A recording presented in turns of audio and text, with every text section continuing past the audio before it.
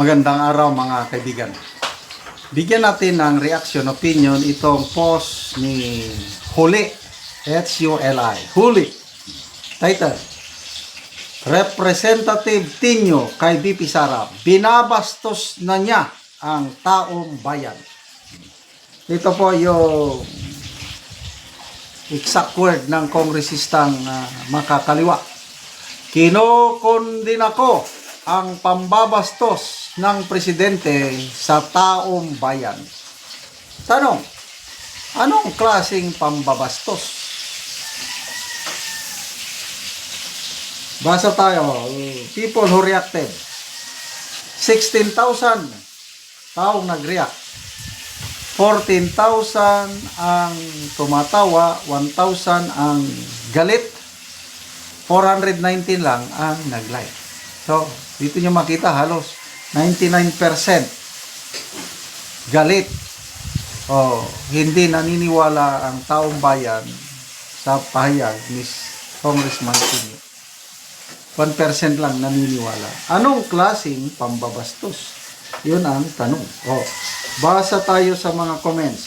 Gracia Marga, kayo ang nambastos sa amin. 32 million plus voters ni BP Sara. Kahit anumang mangyari, hindi namin iiwan ang mga Duterte.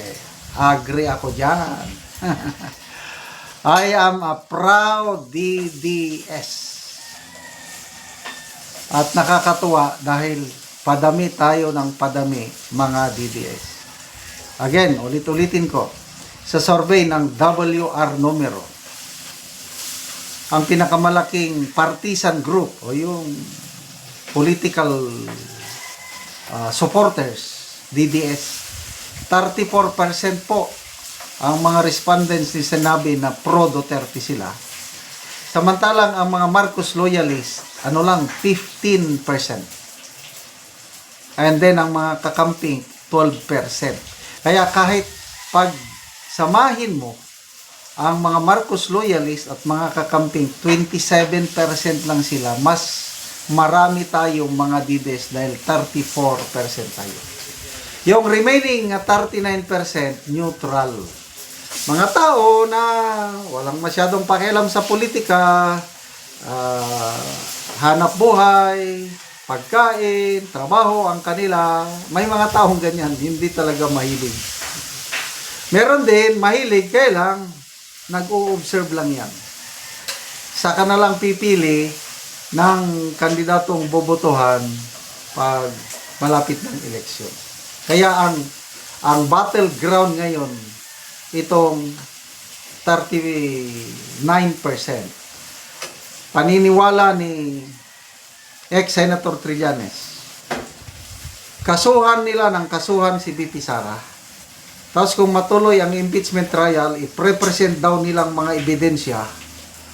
At sabi ni Trillanes, maniniwala ang taong bayan na talagang magnanakaw si BP Sara. And ultimately, magigising yung 39% makukuha nila.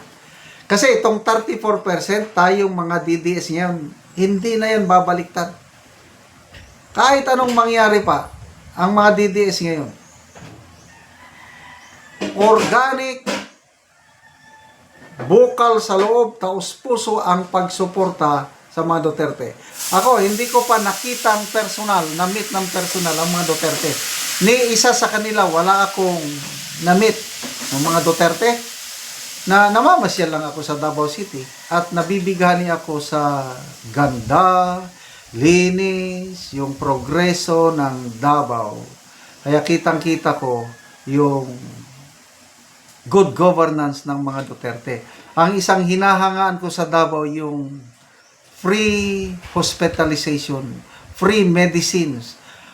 Ang taga Davao or even hindi taga Davao, magpa-hospital kayo sa Davao. Subukan ninyo. Marami na akong nabasang comments, testimonies na taga-Davao sila ng Davao. Ang isa pa nga, 1.5 million ang kanyang bill. Nagtaka siya nung lumabas. Wala siyang binayaran. Meron pa siyang mga baon na gamot. Dahil sinimulan daw yan ni BP Sara nung siya ang mayor. at ipinagpatuloy hanggang ngayon. Nagtulong-tulong Office of the Vice President, Office ni Congressman Pulong Duterte. Ngayon, nadagdagan ng isang Duterte na congressman yung party list. So, nagtulong-tulong sila plus ang LGU ng Davao, nagtulong-tulong sila, mayroong nakalaang pundo. Basta nagkasakit ang mga taga Davao, wala kang gagastusin. Yan ang aking kinagugustuhan na nakakaingit. Ang sarap sanang tumira sa Davao. So, kung deny nyo ang Vice Presidente, sige, i-condeny nyo lang. Hindi nyo na maluloko ang taong bayan. Ito, Tata, sabi niya, aatakihin ka na lang sa puso sa paninira mo kay Inday. Francis Mabatid, taong bayad siguro, hindi taong bayan. Ricky Gumawa, ikaw ang bastos. Role Ilacion, see you on 2028 presidential election, Congressman Tino. Romeo Dizon, ang kapal mo. Kung ano-ano na lang ang pinaggagawa nyo kay BP Sara, tapos sasabihin mong binastos ni Sara ang taong bayan. Lady Lynn Del Rio, taong bayan as always, gamit na gamit. Pero yung totoo, hindi naman para sa bayan, kundi sariling bulsa sa kalyado. Kahit ano pang sabihin nyo, hindi kayo mananalo kay Inday, sabi ni Mario Gabronino. So, inamin na rin ni Senator Hontiveros sa isang panayam ni Cheryl Cosim na pinakamalakas talaga si VP Sara. Kaya ngayon, nagsusumikap sila, sina Hontiveros, na magkaisa, and then mag-put up ng kandidato na kasing lakas ni VP Sara. Ang tanong, sino? Si Madam Leni lang ang nakikita kong may pag-asang lumaban kay VP Sara, kaya lang medyo hindi pa yung pantay sa baba. Ang tanong, payag pa ba si Madam Leni na kakandidatong presidente? Palagay ko hindi na. So good luck sa mga dilawan, good luck sa mga makakaliwa.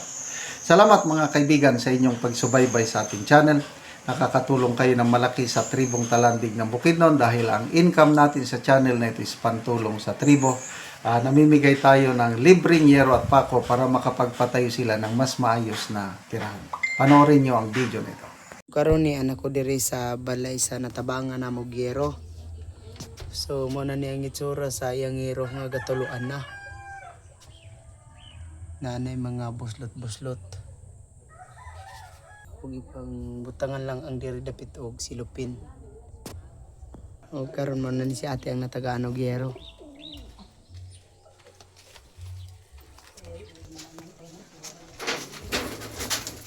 Nani ang ilang balay. O karon te pila na ni katuig ang imong balay nga inana nang itsura nga nabuslot-buslot na tuluan akong ulan. Kagwalo na ni katuig ang among sin nga di ka kailisan. Oo. Salamat sa naghatag sa amo, sa mga vlogger, sa ilaa, sa among mga tuan, nagtabang sa amo nga makahatagan mi og sin. So nga naman te sa gidugayon na nga walo na katuig ang inyong ato wala gid mo nakapuli. Sa kalisod wala gyud mi gaipalit og sin. Karon natagaan man mi og sin, makailis na gyud mi. Salamat kaayo. So unsa day ang trabaho sa imong bana te? Kuan ra, gaumara. Gaumara. Maura na iyang trabaho, magmuso, gamay, maura na. So tagpila pod ang adlawan karon te sa magmuso?